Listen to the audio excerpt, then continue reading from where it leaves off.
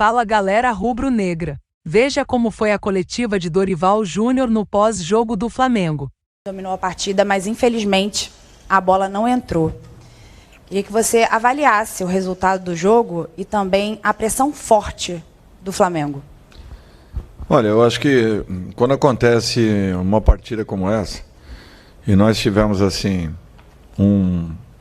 eu acredito que 2 momentos na primeira etapa. Primeiro, nós estávamos fazendo um jogo de transição, o que não é característico da nossa equipe. Nós estávamos competindo em igualdade de condições com o Inter, que faz isso muito bem.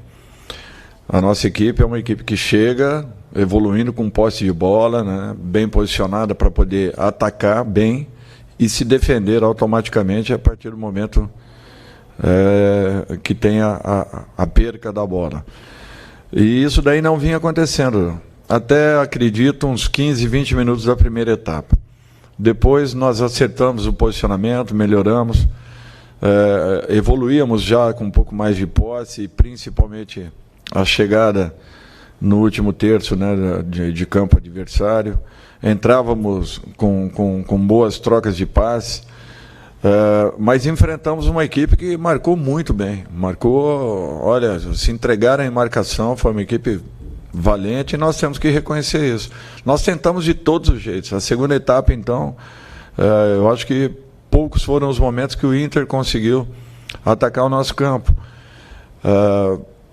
Nós buscamos o gol, abrimos o time, Mano também fez uma alteração, colocando um terceiro zagueiro, tudo isso foram as variantes, né, que aconteceram, e principalmente nos 45 minutos finais. Mas, para quem vê, eu acho que foi um grande espetáculo. Lógico que todos nós gostaríamos e esperávamos um resultado positivo por aquilo que foi produzido. Mas, infelizmente, não foi o resultado que talvez tenhamos tido merecimentos e que esperávamos que acontecesse. Eu saí satisfeito pela maneira como a equipe jogou. Naturalmente que gostaria de dar ao torcedor um resultado muito melhor do que aquilo que produzimos. Oi, Dorival aqui, tudo bem? David Chapa, Antenados na Jogada. Te perguntar o que muita gente, inclusive, me pediu para te perguntar, também eu já te perguntaria de qualquer forma, sobre o Varela, porque você colocou o Mateuzinho no segundo tempo, no lugar do Rodinei, que não vive mais aquela mesma fase, pelo menos nos últimos jogos, desde o Fortaleza, ele caiu um pouco de produção, hoje ele acabou errando bastante durante o jogo, deu muito espaço, como já costumava dar pela questão defensiva, que é a principal falha dele, digamos assim. Então, você não pensa em colocar o Varela, dar mais ritmo de jogo a ele para uma eventual final de Libertadores, para ter uma opção, né, uma alternativa, já que ele foi contratado, digamos, para isso? E uma outra pergunta minha, uma curiosidade que eu gostaria de saber de você, sobre o formato do Campeonato Brasileiro. Eu perguntei isso para o Abel Ferreira. Caso houvesse um campeão do segundo turno e uma final do campeão do primeiro turno contra o campeão do segundo, o campeonato poderia ser mais emocionante, né, já que o Palmeiras está 10 pontos na frente e praticamente já acabou o campeonato. Bom, eu acho que o substituto imediato do Rodinei, principalmente no momento em que ele conseguiu um crescimento e por merecimentos ele vinha se mantendo na posição. O seu substituto imediato era o Matheus, que vinha fazendo também grandes atuações com a equipe que vinha atuando no Campeonato Brasileiro. A chegada do Varela foi importante, no momento da saída do Isla. Chega um jogador também de excelente nível e que precisa, sim, de uma sequência de jogos. E talvez tenha sido um dos poucos que ainda não tenha tido essa possibilidade comigo. Só que eu precisava respeitar aquilo que vinha acontecendo.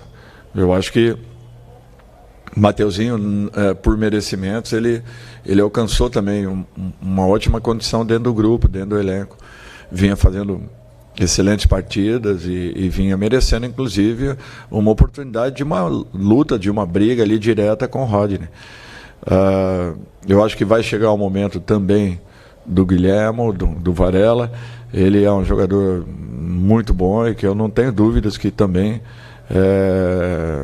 no momento adequado, no momento certo, ele será aproveitado. Olha, é uma opção interessante. Agora, num campeonato de longevidade, o ideal seria que o campeão fosse nos moldes em que nós estamos hoje. Eu acredito que os campeonatos brasileiros sempre foram bem disputados e até decididos em rodadas finais.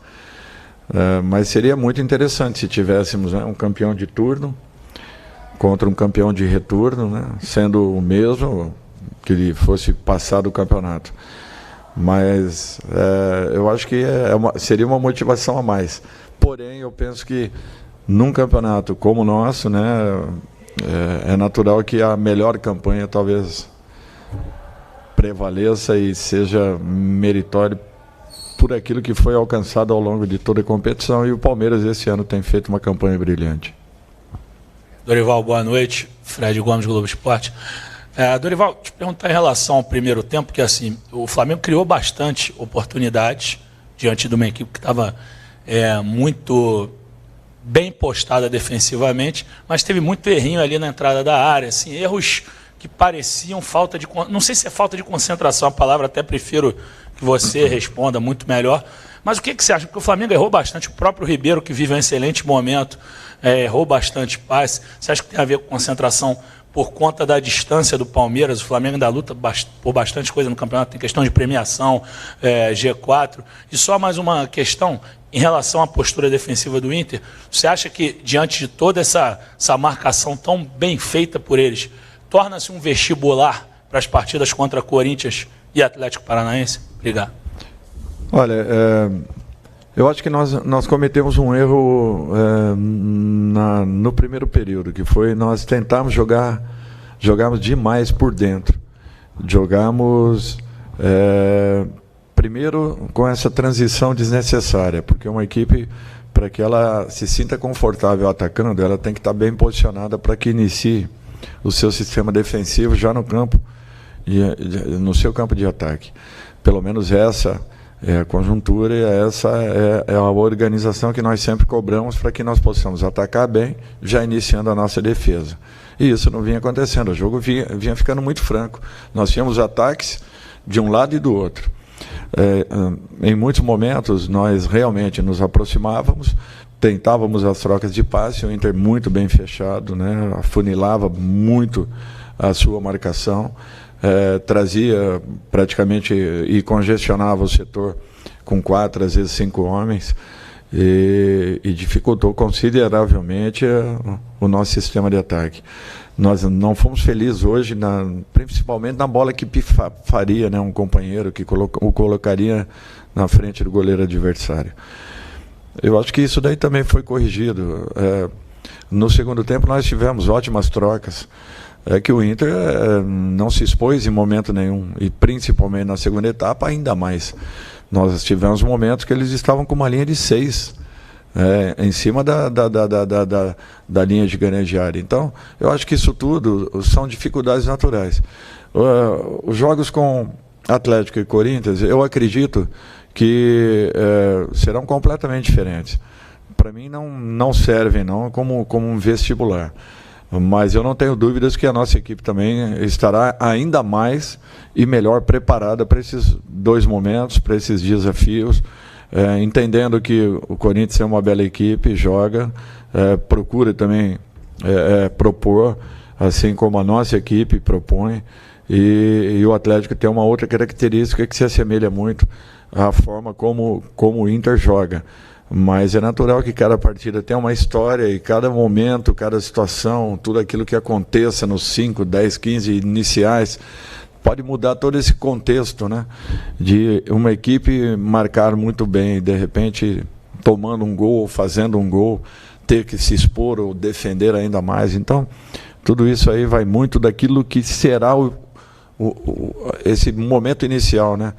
Que eu acho que os 30 minutos iniciais dirão o que poderá vir a ser uma partida jogada, uma decisão em apenas uma partida. Boa noite, Dorival. Aqui é Max Oliveira, Jornal Pequeno, São Luís do Maranhão. Queria fazer uma pergunta em relação à parte mais posicional de alguns jogadores que a gente vê no Flamengo. A gente tem hoje no elenco do Flamengo um centroavante que é referência, jogador de seleção brasileira, matador, jogador de área, e a gente vê que as jogadas não chegam ao centroavante como deveriam. Eu queria perguntar em relação ao posicionamento do Cebolinha, que é um atacante de lado que deveria dar mais profundidade, né, às jogadas. Por que ele não faz tanto as jogadas de linha de fundo?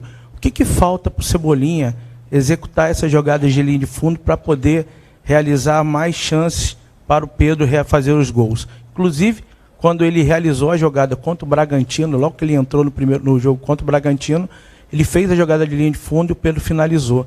E eu vejo que hoje o Cebolinha é muito cobrado justamente por falta dessa profundidade, vamos dizer assim. Ele para muito ali na jogada, na entrada da grande área e faz a jogada mais para o meio. Eu queria entender um pouquinho do posicionamento do Cebolinha.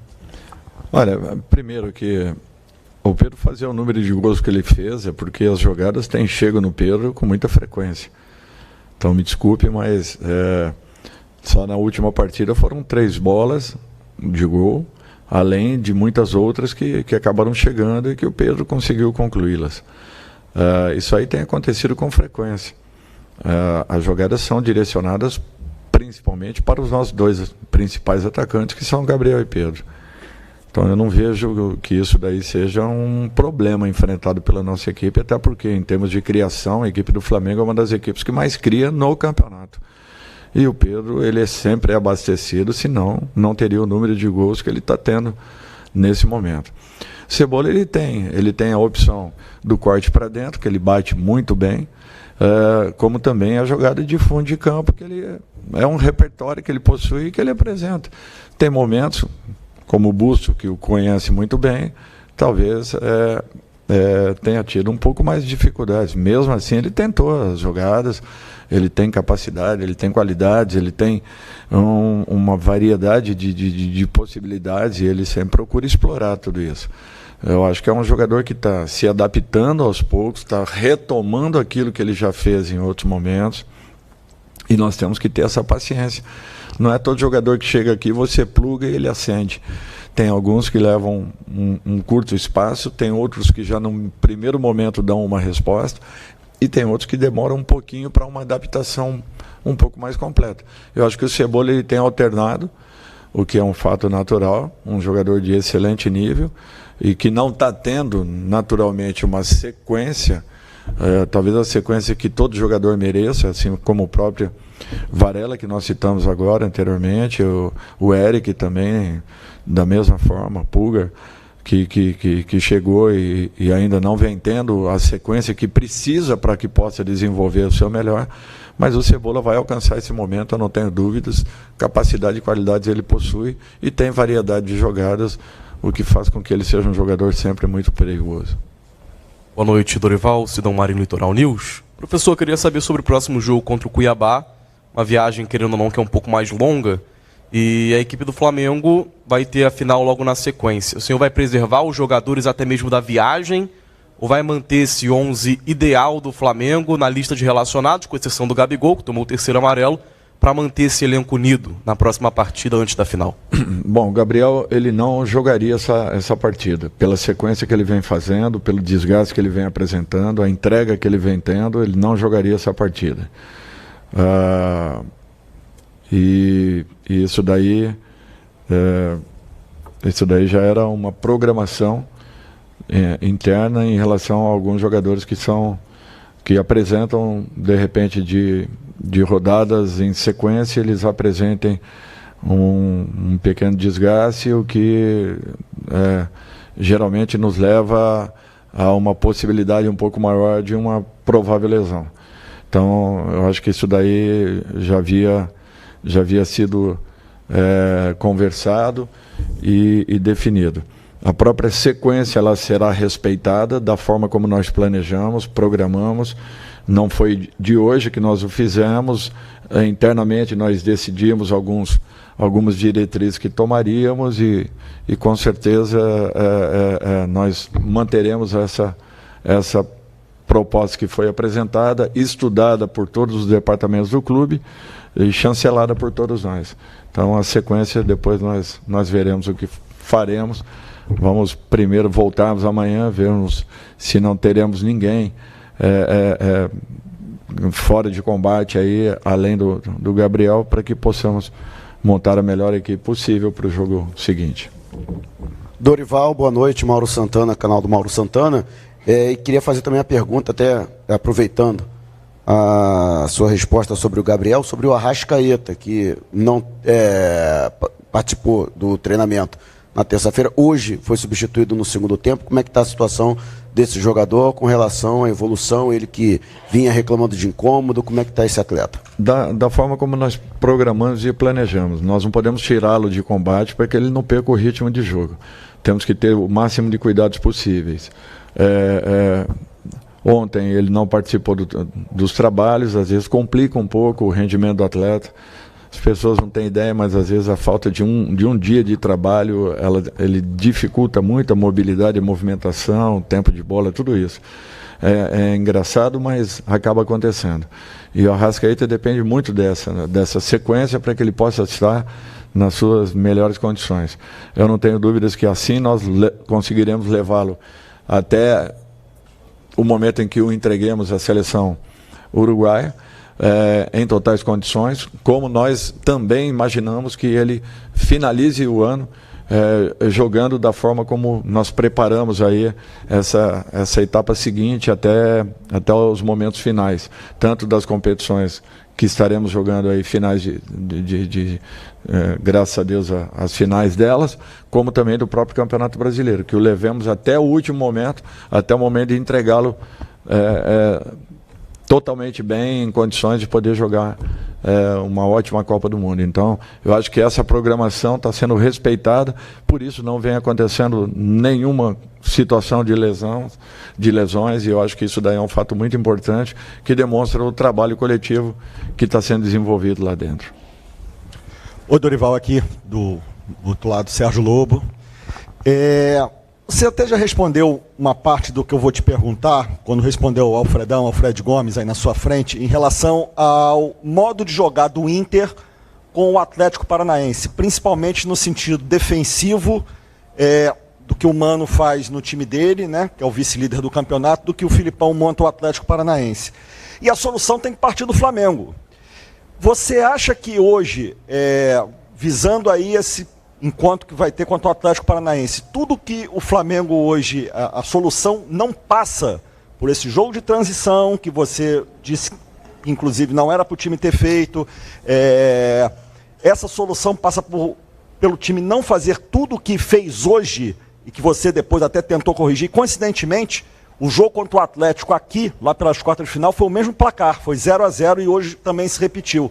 Quer dizer, as soluções não foram as melhores. E o outro detalhe, o Davi Luiz virar, digamos, um atacante, um centroavante, você quem impede isso durante o jogo, principalmente durante o segundo tempo?